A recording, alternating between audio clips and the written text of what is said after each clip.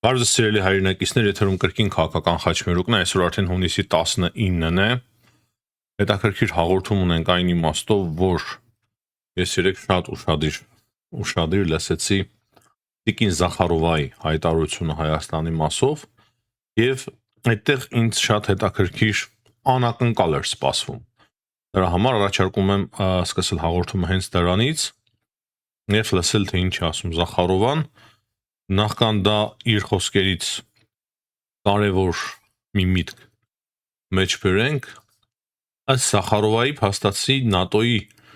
զորքերը Հայաստանին պատրաստում են հայկական զինվորականներին, որպեսզի հետո հայկական զինվորականները արդեն պատերազմեն Ռուսաստանի հետ։ Սա արդեն անհեթեթության գագաթնակետն է եւ հստակ ցույց է տալիս, թե ինչ ռոպագանդա է տանում Ռուսաստանը իր ներսում Հայաստանից հստակ թշնամի են սարքում, բայց կարևոր է լսել հիմա այն տեսանյութը, որով ես պատրաստել եմ Զախարովայի հայտարարությունից, հետո մի հատ հարց եմ ուզում տալ ամբողջ մեր լսարանին։ Чудовищная история произошла в Гюмри. Акт вандализма в отношении мемориала Героя Великой Отечественной войны. Назывался и называется этот мемориал «Мать Армения». 10 июня появились сообщения об осквернении этого мемориала, и это, конечно, вызывает глубокое возмущение. Это кощунственная акция не просто хулиганства, а целенаправленная атака на общую для наших стран историческую память и попытка надругательства над Великой Победой. Конечно, мы направили ноту протеста армянской стороне. Военнослужащие, дислоцированные в этом городе 102-й российской военной базы, незамедлительно подключились к восстановлению мемориала. Соответствующая оценка случившегося была дана нашим посольством в Ереване. Видели сообщения армянских компетентных органов о задержании предполагаемого виновника. Это прекрасно. И рассчитываем, что справедливость... Ով է այդ վանդալիզմը իրականացրել դեռ պարզ չէ։ Ես համար ավելի պարզ է իրականում, ես ասել եմ այդ մասին։ Острое неприятие у общественности наших двух стран повлекут должное наказание, но в то же время вызывает, честно говоря, недоумение тот факт, что официальные власти Армении вместо того, чтобы решительно осудить осквернение памятника или хотя бы выразить какую-то внятную позицию, буквально решили отмолчаться. Ну, к сожалению, это уже становится... Как вы помните, никто в Ереване не отреагировал на сделанное на армянской земле заявление Зеленского, угрожавшего ударами по параду Победы в Москве, который проходит на Красной площади, где похоронены в том числе великие деятели, которые спасли мир от коричневой чумы, которые неразрывно связаны с историей Армении и армянского народа. Очевидно, что такое попустительство и разнузданная антироссийская кампания, сопровождавшая парламентские выборы в республике, создали буквально почву, удобрили ее для подобных варварских выходок. Более того, мы заметили попытки некоторых информационных ресурсов, связанных с властями республики, представить инцидент как умышленную провокацию, вы не поверите кого? Российской стороны. Вы знаете, можно придумать все, что угодно, наверное, было бы, если бы не наша планомерная деятельность по отстаиванию памятников красноармейцам, солдатам советской армии, которые сносятся на территории стран Западной Европы.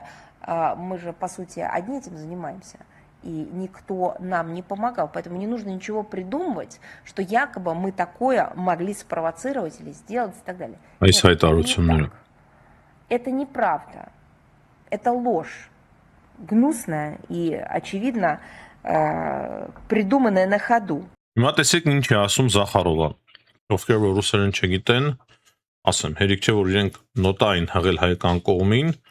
հուշարձանի նկատմամբ վանդալիզմի պատճառով։ Դեռ պարզ չէ, ով է այդ վանդալիզմը իրականացրել, հայկական կողմը ձերբակալ է, չէ, բերման են ենթարկել արդեն հասկացվողին, ով որ վանդալիզմը, այդ վանդալիստական ակտը իրականացրել է, հիմա նոտա են հղել հայկական կողմին։ Հետո ես խոսել եմ նաև այն մասին, թե ինչպես ռուս զինվորականները գնացել իրենք վերցիներով սկսել են ներկել հուշարձանի վրա, ինչը իրականում վանդալիզմ է։ Եթե չկա քաղաքապետարան որոշում հուշարձանների պահպանության ինչ-որ կազմակերպության կամ նախարարության որոշում, տվյալ գործողությունները հստակ վանդալիզմ են։ Բայց ամենակարևորը ինձ համար Զախարովայի հայտարարության մեջ այն վերջին մասն է, երբ որ ինքը ասում է, թե Հայաստանի իշխանություններին հարող կամ Հայաստանի իշխանությունների հետ կապ ունեցող լրատվամիջոցները մեզ են մեղադրում, թե մենք ենք իրականացրել այդ սադրանքը։ Ճիշտ ասած, ես չեմ կարողացել հետևել ամբողջ հայկական մեդիա դաշտը, բայց մեկ բան վստահ կարող եմ ասել, որ մենք ենք դա ասողը, որ ամենայն հավանականությամբ սա ռուսական պրովոկացիա է։ Ռուսաստանի կողմից կազմակերպված հստակ քաղաքական սադրանք, ինչու հենց հիմա շատ հարմար էր սա հիմա Ռուսաստանին։ Չափազանց հարմար էր, որ հիմա այս հարցը իրենք արծարծեն իրենց արտգործնախարարության մակարդակով ընտրություններից հետո սա շատ հստակ կազմակերպված ըստ ինձ սպեցօպերացիա էր, եւ եթե մենք հասկացանք ու բացահայտեցինք այդ սուտը, իրենք արդեն սկսեցին հերքել, որ դա իրենք են իրականացրել։ Բայց ամենակարևոր այն է, որ ես գալիս եմ այն եզրահանգմանը, որ իրենք շատ լավ, շատ լուրջ ձևով հետևում են նաև մեր ալիքին։ Ես շատ կխնդրեի ձեզ սիրելի հետևորդներ, եթե դուք տեսել եք նաև հայկական ուրիշ լրատվամիջոցներում այսպիսի եզրահանգում, որ դա ռուսական պրովոկացիա է, Ռուսաստանի կողմից կազմակերպված պրովոկացիա, քանի որ կրկնեմ, ես չեմ կարող հետևել ամբողջ համացանցին, անպայման մեզ տեղեկացրեք, բայց մենք որ այդ մասին խոսել ենք եւ մի քանի անգամ ենք խոսել, դա փաստ է։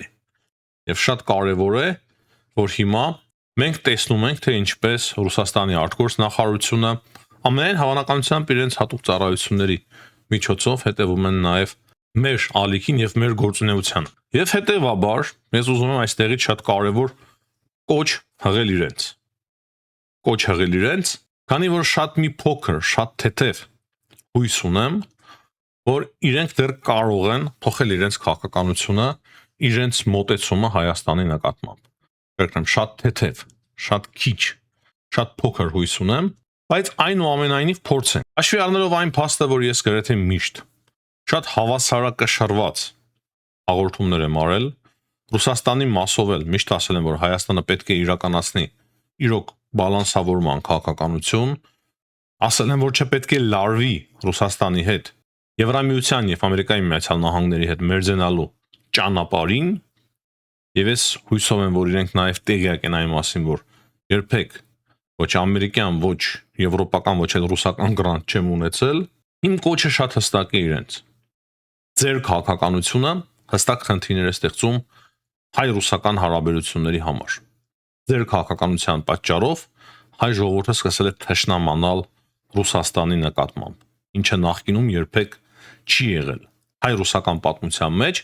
երբեք այս աստիճանի ատելություն գեներացնող հայտարարություններ Ռուսաստանի կողմից չեն եղել։ Եվ դրա համար ձեր բոլոր հայտարարությունները եւ գործողությունները միանշանակ հակառակ էֆեկտի են հանգելու։ Հայաստանը ոչ Ուկրաինա է, ոչ Մոլդովա է, ոչ էլ Վրաստան է։ Մի բանում կարող եք վստահ լինել։ Հայաստանը վարում է անկախ ինքնիշխան քաղաքականություն։ Եվ որպես 5000 տարվա քաղաքակրթություն, որը ունեցել է բազմաթիվ պետականություններ, Ուրարտուից սկսած Երևանդունյաց թագավորություն, Արշակունյաց թագավորություն, Բագրատունյաց թագավորություն, Կիլիկյան թագավորություն, անկախացած Հայաստան 1918 թվականի, Խորհրդային Հայաստան եւ հիմա էլի անկախ ինքնիշխան Հայաստան։ Մենք ունենք շատ մեծ եւ հարուստ պատմություն, հետեւաբար մենք ուզում ենք ապրել անկախ եւ ինքնիշխան։ Եվ եթե հարաբերություններ ենք կառուցում Եվրամիության հետ կամ Ամերիկայի Միացյալ Նահանգների հետ, դա միանշանակ հայ-ռուսական հարաբերությունների հաշվին չէ։ Ձեր քաղաքականությունը շատ սխալ է եւ վտանգավոր։ Դուք նույն չափով չափում եք բոլորին։ Երբևիցե Հայաստանի իշխանությունների կողմից չեմ տեսել հակառուսական հայտարարություններ, բայց Ռուսաստանի իշխանությունների կողմից, հատկապես արտգործնախարարության կողմից, Լավրովի կանտորայի կողմից մշտապես հնչել են հակահայկական հայտարարություններ։ Ոչ միայն հակահայկական, այլ Հայաստանի պետությանը դեմ շատ լուրջ հայտարարություններ։ Նրանց բացի շատ լուրջ գործողություններ Արցախի նկատմամբ, Հայաստանի ինքնիշխան տարածքների նկատմամբ, երբ ՀԱՊԿ չարձագանքեց, Սյունիքով ճանապարհ էիք ուզում 9-րդ կետով, կարծեք մոռացել ենք։ Ու չնայած դրա Հայաստանի իշխանությունները հավասարակշռված քաղաքականություն են վարել։ Վերջի ձեր միջամտությունը հայկական ընտրություններին աննախադեպ էր իր մասշտաբներով։ Դրա համար մենք էլ մեր եթերում շատ բան փոխեցինք։ Դրա համար շատ ավելի կոշտ եւ սուր սկսեցինք արտահայտվել ձեր քաղաքականության նկատմամբ։ Բայց այլևս այսպես շարունակել չի կարելի։ Չի կարելի այ ռուսական հարաբերություններին անդառնալի վնաս հասցնելու պատճառով։ Ժամանակն է, որ կանգնեք, ավելի սթափ մտածեք եւ փոխեք ձեր քաղաքականությունը Հայաստանի նկատմամբ։ Միանշանակ է, որ ձեր ընդդիմադիր ուժերը չեն հաջողելու։ Միանշանակ է։ Շատ ավելի լավ կլինի հրաժարվեք ձեր այդ ծրագրերից Հայաստանում իշխանափոխություն անելու։ Դրանով ավելի կխորացնեք այն անդունդը, որը որ առաջանում է Հայաստանի եւ Ռուսաստանի միջև։ Հայաստանը ցանկանում է ունենալ նորմալ բարեդրացիական հարաբերություններ Ռուսաստանի հետ, բայց Հայաստանը ունենալու է հարաբերություններ նաև աշխարհի այլ երկրների հետ, բայց ոչ ի վնաս Ռուսաստանի շահերի, այլ հանուն Հայաստանի Հանրապետության։ Եթե հիշում եք, ես ողջունեցի Կապիրկինի այն հայտարարությունը, որը ինքը արել էր Հայաստան վերադառնուց, երբ տոնում էիք Ռուսաստանի օրը, Ռուսաստանի դեսպանատան մեջ։ Եթե Ռուսաստանը իրոք հաշտվում է Հայաստանի անկախության եւ ինքնիշխանության հետ, ընդունում է Հայաստանի անկախությունը եւ ինքնիշխանությունը, ես միանշանակ կարող եմ ասել, որ մենք հայերս կարող ենք հստակ երաշխիքներ տալ, որ ոչ մի երկիր աշխարհում, ոչ Ամերիկայի Միացյալ Նահանգները, ոչ եվրոպական երկրները չեն կարող Հայաստանը եւ հայ ժողովրդին օգտագործել ընդդեմ Ռուսաստանի։ Բայց Հայաստանը ունի իրավունք կառուցելու իր ապագան ինչպես ցանկանում։ Հայաստանի եվրոպական ուղղությունը հակառուսական դրսևորում չէ։ Այդտեղ չկա որևիցե բառ ընդդեմ Ռուսաստանի։ Այդտեղ չկա որևիցե քաղաքականություն ընդդեմ Ռուսաստանի։ Բայց ձեր Զախարովաների, Լավրովների եւ մնացածների հայտարարության մեջ, ել չասեմ ռոպագանդիստներին, Սոլովյովներին, Զախարովաներին ամենուր հակահայկական զիբիլ է։ Իրոք ժամանակն է, որ վերջ տնեք այդպիսի քաղաքականության։ Ես կարծում եմ, նույնիսկ համոզված եմ, որ եթե դուք փոխեք ձեր վերաբերմունքը Հայաստանի նկատմամբ, ապա միայն ու միայն դրանից շահելու եք։ Դրանից շահելու են նաև հայ-ռուսական հարաբերությունները։ Ցավոք, գրեթե համոզված եմ, որ այս կոչս եւ ուղերձս դժվար թե կարողանաք ճիշտ ձևով անցալել։ Եվ կարծում եմ, ինչպես միշտ, ցավոք, այն կարող է կրկին հակառակ էֆեկտը ունենալ։ Բայց ես փորձեցի չափազանց անկեղծ լինել։ Դրանից բացի, որպեսզի կարողանաք լավ հարաբերություններ ունենալ եւ ամուր հարաբերություններ Հարավային Կովկասի հետ, ապա պետք է հրաժարվեք նաեւ Աբխազիայի եւ Օսեթիայի օկուպացիայից։ Վրաստանի տարածքների բռնազավթումից նույնպես պետք է հրաժարվեք։ Դա ամենամեծ քաղաքական սխալներ Ռուսաստանի Դաշնության կողմից։ Հիմա սիրելի հայրենակիցներ, ձեր թույլտվությամբ անցնենք մնացած հարցերի քննարկմանը։ Կրկին թեման ռուս-ուկրաինական պատերազմն է եւ Լավրովի երեկվա հայտարարությունը Մոսկվայի վրա ուկրաինական դրոների հարձակումից հետո հետեւյալն է, որ հիմա իրենք պատժիչ գործողություն են իրականացնելու ընդդեմ Ուկրաինայի։ Ինչպես կարող է նաեւ սա շարունակվել։ Հիմա իրենք կարող են հարվածել Կիևին, կրկին բազմաթիվ ավերածություններ եւ զոհեր, վիրավորներ, եւ հակառակը Ուկրաինան կրկին հարձակվելու է Մոսկվայի վրա եւ Ռուսաստանի այլ քաղաքների վրա։ Ուկրաինան արդեն ցույց է տալիս հստակ ամբողջ աշխարհին եւ Ռուսաստանի նաեւ քաղաքացիներին, որոնք որ հնարավորություն չունեն օբյեկտիվ ձևով իմանալու թե ինչ աշխարհում կատարվում, հնարավորություն ստացան այդ ամենը տեսնել իրական մաշկի վրա։ Թե ինչպես ուկրաինական դրոնները բազմաթիվ հարվածներ հասցրեցին Մոսկվայում։ Թե ինչպես ամբողջ Մոսկվայի օդը ծխի մեջ էր։ Թե ինչպես Մոսկվայի օդանավակայանները ժամերով չէին աշխատում։ Իսկ Լավրովը խոսում է պատասխան հարվածից։ Զելենսկին ասեց. Եթե այրվի Ուկրաինան, այրվելու է նաև Ռուսաստանը, եթե այրվելու է Կիևը, այրվելու է Մոսկվան։ Սա պատերազմի լուրջ էսկալացիա է, եւ սա եւս պետք է հասկանան ռուսները եւ փոխեն իրենց քաղաքականությունը եւ մոտեցումը։ ավարտ տալով այս պատերազմին, քանի որ Սելենսկին բազմիցս հայտարարել է, որ ինքը պատրաստ է, որպեսզի պայմանավորվեն եւ ավարտեն այս պատերազմը։ Սելենսկին նաեւ երեք հայտարարությամբ է հանդես եկել, ըստ որի Եվրոպայի այսօրվա ամենաուժեղ բանակը դա ուկրաինական բանակն է։ Եվ դա փաստ է։ Այս մասին մենք էլ բազմիցս խոսել ենք։ Հայտարարությամբ է հանդես եկել նաեւ Ուկրաինայի պաշտպանության նախարար Ֆյոդորովը, նա ասում է, որ մայիսը աննախադեպ ամիս էր։ Աննախադեպ հաջողությունների ամիս ուկրաինացիների համար, եւ նրանք կարողացել են ազատել 100 քառակուսի կիլոմետր։ Դրանից բացի ավելի շատ կորուստներ են կարողացել եւ կարողանում են պատճառել հակառակորդին։ Մակրոնը շատ հետաքրքիր հայտարարություն է արել, իմիջիայլոց ես կիսում եմ այս հայտարարությունը եւ ամենայն հավանականությամբ նույնիսկ այս միտքը ես հնչեցրել եմ 3 անգիր չեմ հիշում մեր բոլոր հաղորդումները, բայց գաղափարական իմաստով այնինչ մենք վերլուծում ենք եւ այնինչի շուրջ մենք խոսում ենք, այդ մտահղացումները իմ մեջ են եւ չեն փոխվում։ Դրա համար Մակրոնի այս հայտարարությունը, եթե ես նման հայտարարություն արել եմ, դուք ասեք։ Մակրոնը ասում է, որ Թրամփը նախկինում կարծում էր, թե Ուկրաինան կպարտվի։ Իսկ հիմա երբ որ տեսնում է, որ Ուկրաինան չի պարտվում, Ուկրաինան կարողացավ վերապրել ձմեռը եւ այդ Ուկրաինայի պարտավելը նաեւ անհեթեթություններ, այդ Թրամփը հիմա տեսավ եւ համոզվեց, որ Ուկրաինան չի պարտվում, դրա համար սկսում է օգնել Ուկրաինային։ Կարծես 3 ասել եմ ես, չէ, այս մասին, որ Թրամփի դիրքորոշումը այս նաեւ դրանով է պայմանավորված։ Պայմանավորված է Իրան-ամերիկյան պատերազմի կարծես թե ավարտով, ինչպես նաեւ Ուկրաինայի հաջողություններով մարտի դաշտում։ Դրա համար Թրամփը փոխում է իր տեսակետը, արդեն ուշակով հայտարարություններ է անում, տարբեր տեսակի հստակ հասկանում ենք, որ ռուսները գոհ չեն G7-ի հանդիպումներից, քանի որ տեսնում են, որ Ամերիկայի Միացյալ Նահանգների դիրքորոշման մեջ լուրջ փոփոխություններ կա։ Ռուսները կրկին փորձում են մեղադրել եվրոպացիներին, որ նրանք են պեղտորել մթագնել Թրամփի գիտակցությունը եւ Թրամփը ընկել է իրենց ազդեցության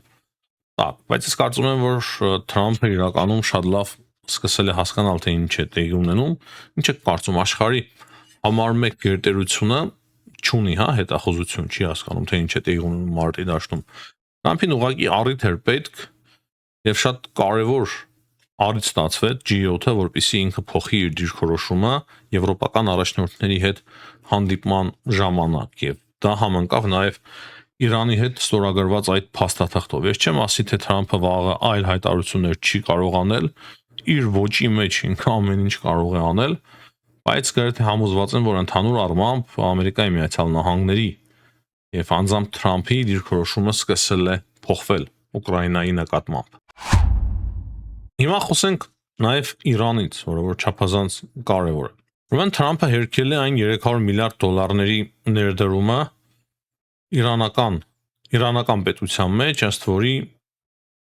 ըստ որի Ամերիկայի Միացյալ Նահանգները 300 միլիարդ դոլարի պետք է վերականգնի Իրանը։ 300 միլիարդ դոլարի սուտը Ամերիկայի մասով է, 300,000 ադրբեջանցիների վերադարձի մասով սուտը Հայաստանում է։ Մի ձևով հետաքրքիր ձևով այս թիվը համընկնում է իրար հետ, բայց կարևոր է, որ Թրամփը հերքեց սա, ինչպես որ Փաշինյանը հերքում է 300,000 ադրբեջանցիների վերադարձի հարցը Հայաստան։ Թրամփի պահով համոզված չեմ, ճիշտն ասած, չնայած կարծում եմ, որ դժվար է Ամերիկայի Միացյալ Նահանգները 300 միլիարդ դոլարի փող ներդանի Իրանը վերականգնելու համար, բայց ադրբեջանցիների վերադարձի մասով համոզված եմ, որ նման բան չկա։ Ուղղակի աբսուրդ է, ռոպագանդա եւ անհեթեթություն, ռուսական անհեթեթություն։ Քիչ առաջ նաև տեղեկություն տարածվեց, որ JD Vance-ը չի մեկնում Շվեյցարիա լոգիստիկ խնդիրների պատճառով եւ այնտեղ Իրանի հետ փաստաթուղթ չի ստորագրվում։ Ես որքան հասկացա, փաստաթուղթը վերջնական ստորագրվեց Թրամփի եւ Փեզեշկյանի միջև։ Վերջնական ասելով, այս պահի դրությամբ այն նախաստորագրումից հետո դա փաստաթղթի ստորագրում էր, հետո 60 օր հետո կամ մի փոքր ավելի, քանի որ փաստաթղթում կա հնարավորություն էլի, հետո ձգձգել արդեն կարող է վերջնական պայմանավորվածությունները տեղի ունենան Իրանի եւ Ամերիկայի Միացյալ Նահանգների միջև, եթե տեղի ունենան։ Բայց արդեն Ամերիկայի Միացյալ Նահանգները, ինչպես արդեն նշեցի, կարող է կենտրոնանալ Ուկրաինայի եւ նույնիսկ Կուբայի վրա, քանի որ J.D. Vance-ը խոսել է Կուբայից։ Ասել է, որ Կուբայի մասով եւս որոշումներ կկայացվեն եւ դա կախված է նաեւ Կուբայի իշխանությունների դիրքորոշումից։ J.D. Vance-ը նաեւ խոսել է իսրայելական քաղաքականության մասին, հստակ քննադատելով Բենյամին Նետանյահուին։ Մենք տեսնում ենք, որ Իսրայելը հրաժարվում է նորմալ ձևով դադարեցնել պատերազմը ընդդեմ Լիբանանի կամ ընդդեմ Հեզբոլլահի, ինչպես ուզում եք դա անվանենք, եւ հայտարարում են, որ իրենց զորքը դուրս չեն բերի։ Եվ նրանց բացի ամերիկացիները նկատում են, որ Իսրայելում սկսել են քննադատել Թրամփին, Դոնալդ Թրամփին, այն Թրամփին, որը որ նաեւ հանուն Իսրայելի սկսեց պատերազմը ընդդեմ Իրանի։ Եվ զգուշացնում է J.D. Vance-ը, որ դուք շատ սխալ ճանապարհի վրա եք, աշխարհի միակ երկիրը, այն էլ համար 1 գերտերությունը աջակցում է ձեզ։ Մնացած աշխարհը ձեզ դեմ է։ Դուք հասել եք նրան, որ բոլորը ատում են ձեզ, միայն մենք ենք, որ աջակցում ենք ձեզ, հիմա դուք Թրամփի դեմ եք արտահայտվում, Թրամփի դեմ հայտարարություններ եք անում, հակաամերիկյան հայտարարություններով եք հանդես գալիս, ասում է, որ մեր եւ ձեր խնդիրը նաեւ Թրամփը չէ, ուրիշ խնդիրներ ունեք։ Ուրիշ է իրականում ձեր խնդիրը, բայց դուք երևի դա չեք հասկանում, որ Թրամփը չէ ձեր խնդիրը։ Սա շատ լուրջ զգուշացում է իրականում Իսրայելին, որը որ չի ցանկանում հաշտվել ամերիկա-իրանական այդ փաստաթղթին։ Կարգնեմ, ես համոզված չեմ, որ այդ փաստաթուղթը շատ հարատև կլինի, չեմ էլ կարող ասել, որ այն կձախողվի, նման արիք ենթադրություններ չենք, այդ հարցից չխոսենք, բայց Իսրայելի այս դիրքորոշումը նախորդ գուշակություններ անող ապագայի վերաբերյալ այս դիրքորոշումը կարող է լուրջ խնդիրներ ստեղծել Իսրայելի եւ Ամերիկայի միջև, իսրայելо-ամերիկյան հարաբերությունների միջև։ Եթե սա գլոբալ խաղի մաս չէ իհարկե, ինչը նույնպես չի կարելի բացառել։ Ու ահա այս պահին ամենամեծ վտանգը, որ այդ պայմանավորվածությունները կարող է ձախողվեն Միացյալ Նահանգների եւ Իրանի միջև, մնում է Իսրայելը, Իսրայելի գործոնը եւ Իսրայելի գործողությունները։ Իմիջայլոց արդեն Գալիբաֆը զգուշացրել է այդ մասին։ Դա կակնարկելով։ Դրանից բացի վերջում կարևոր է նշել մեկ բան, որ Ամերիկայի Միացյալ Նահանգները արդեն բացել է Իրանը շրջափակումից, ազատել է, այլևս ծովային շրջափակում չկա Իրանի համար, եւ Հորմուզի նեղուցը նույնպես բաց է բոլորի համար։ Հիմնականում այսքանը սիրելի հայրենակիցներ, աջակցություն եմ մաղթում բոլորին, ցտեսություն կհանդիպենք։